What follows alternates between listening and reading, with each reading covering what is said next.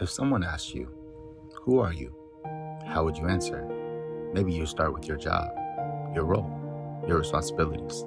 But what if the most important thing about you isn't what you do at all?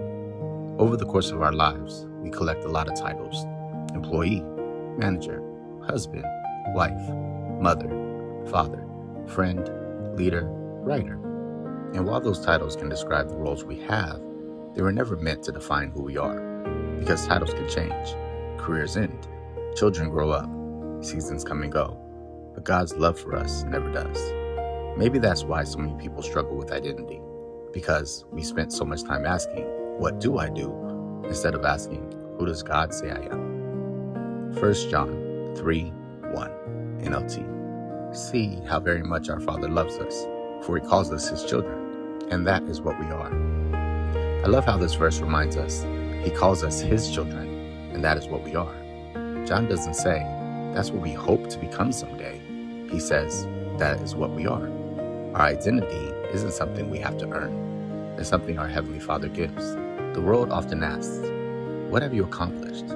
What have you achieved? What title have you earned?" God begins somewhere completely different. He begins with relationship.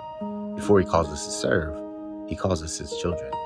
And when we truly believe that, we stop trying to find our worth in what we accomplish, because we already know where our worth comes from. The roles we have matter. The work we do matters. But those things were never meant to carry the weight of our identity. When our identity is rooted in God's love, success doesn't define us. Failure doesn't destroy us, because neither one changes what our Father calls us. Maybe the most important name you'll ever answer to isn't the one printed on a business card or written beside your accomplishments. It's the one your Heavenly Father has already spoken, His child. If this spoke to you, you can find more reflections at jamesnorajr.com. Faith forward, turning the Word into everyday life. Keep reading and keep living, trusting God every step of the way.